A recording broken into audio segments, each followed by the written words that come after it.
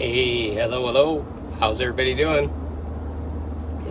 On a journey to see a friend I haven't seen for a long time and get some body work done to kind of loosen everything up and get me back on track here. So, beautiful sunshine here. Oh, there it comes every once in a while. Shining out of my crown chakra.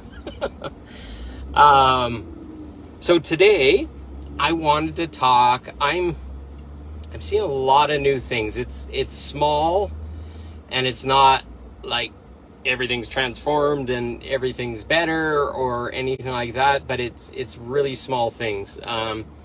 For example, just before I got on this live, a friend of mine, Candace Coe, I saw her on her journey to work this morning and just smiling and beaming and shining, which is so beautiful to me. I'm seeing levels of the divine feminine from the past that used to be seen by me as controlling, wounded, and I'm not talking about her specifically, I'm just talking about in general.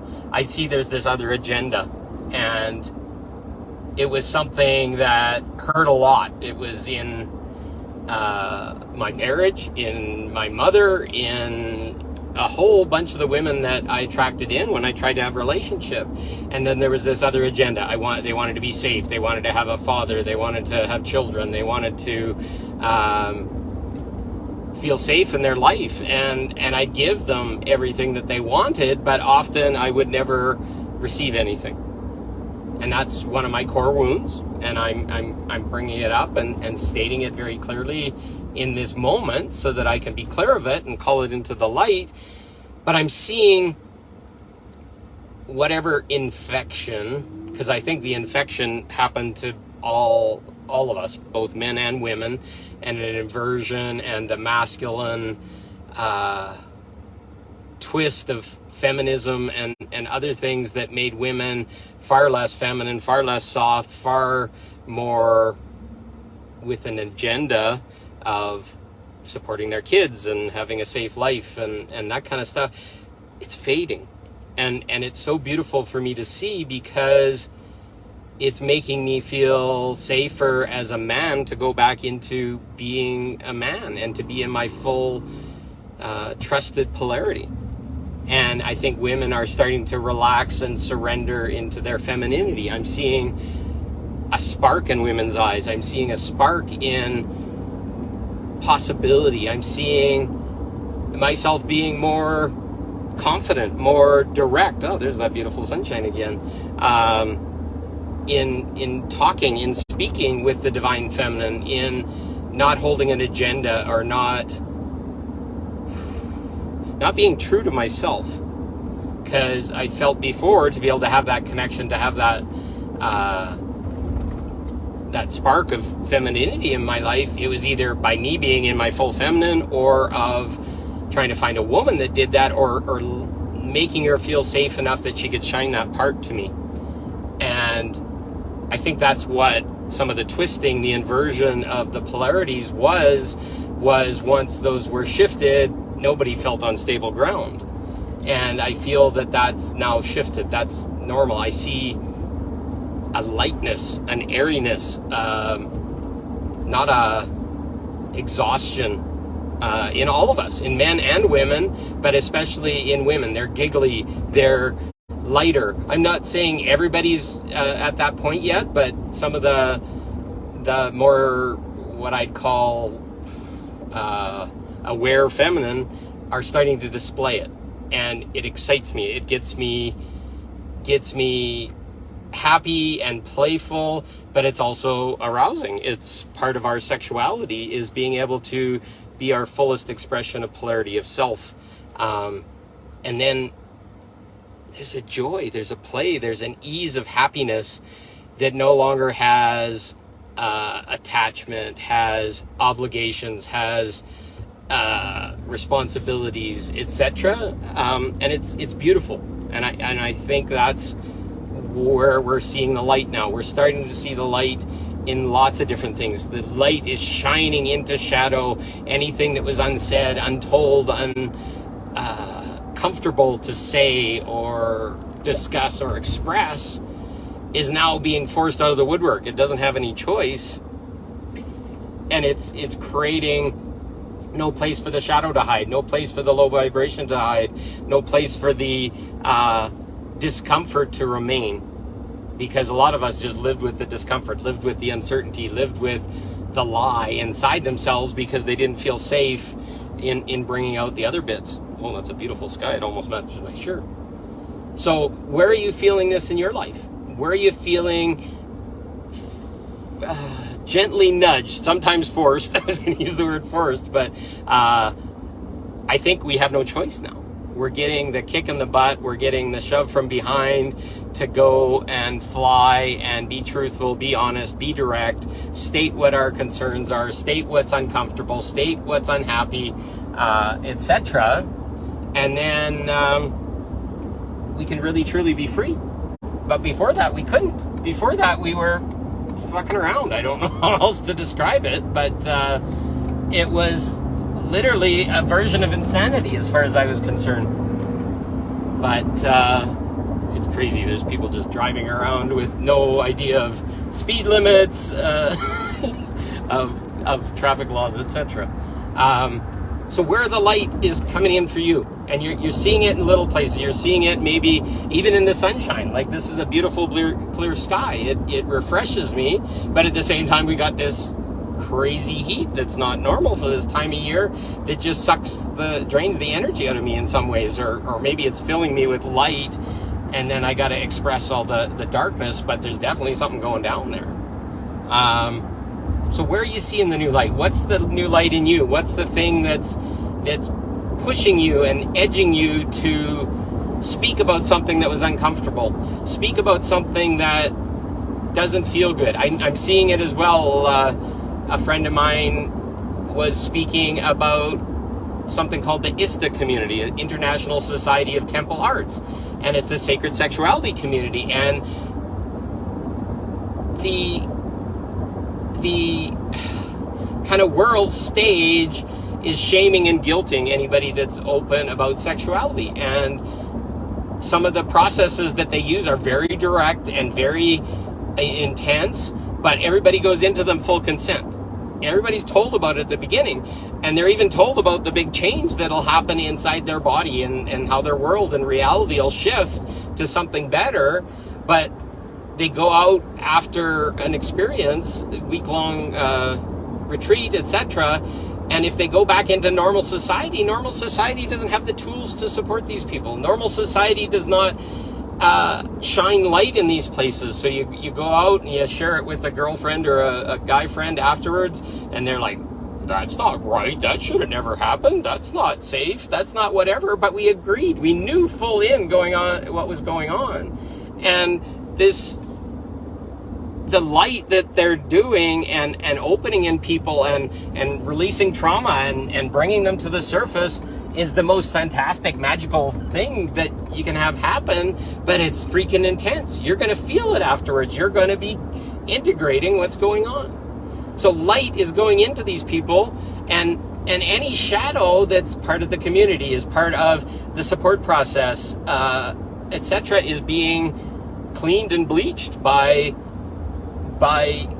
public comments, by all this kind of stuff. So they're having a bit of a crisis of dealing with that stuff, which I honor, and it's purifying it, and it's changing, and it's shifting the process, and I really think new community is required. So where in the world are you seeing the light flying in? Where are you in the world? Like, truth is coming out, things about elections, things about people, things about people that are stealing money, things about darkness and new world orders and Schwabs and all this kind of shit is coming into the light, and it will not stand the test of light if it does not have integrity and truth and stuff underneath. And we're going to see it all unwind, all from light. And at the meantime, you want to know why it's light? Look at the sun right now. It's got all these big coronal mass ejections and solar flares and all this kind of stuff, and then we feel it. Right now, people are feeling intensely sick and ill because that light is shining in. The whole earth is getting bathed in this tidal wave of light. Awesome. Making change, shining into the shadows, shifting everything so that those things cannot hide anymore. Those untruths will not stay. So see it as that. See when things are falling apart. See when structures are falling apart. See when everything's going sideways, the light. And once you see it as light, you're not going to unsee it. You're going to know it. And from now on, that untruth, that lie, that bullshit that we were living under is going to be slapped in the face. And it can't continue to exist. And it's going to hurt. And it's going to make us question everything and all this kind of stuff, because that's the light. And when we purify it and we put innocence on it and we shine the brightest light on it, and then we can see its full reflection, we're going to know what's pure. We're not going to know what's good. We're not going to know what feels good in our heart. That's what the light shining all this stuff is for. And you're going to see your relationships changing, your significant others changing, your kids, your relationship with your parents, all these things, because all the narcissism, codependence, all the epigenetic lineage trauma that was buried in there, and the darkness and the low vibration is going to have no choice but to emerge. And you're going to have to maybe look at it. Maybe you're going to have to step away, but do what honors you in the moment. Don't go and fight it. Don't go and try and fix it or whatever. Just see the parts in you and deal with those. And then the other parts will change. And then once you can look at yourself in your own light, you're going to see those other people's lights in different ways. You're going to see, okay, they had a wound. It came from their grandparents. It came from way back. And then you're going to be able to say, okay, I forgive that.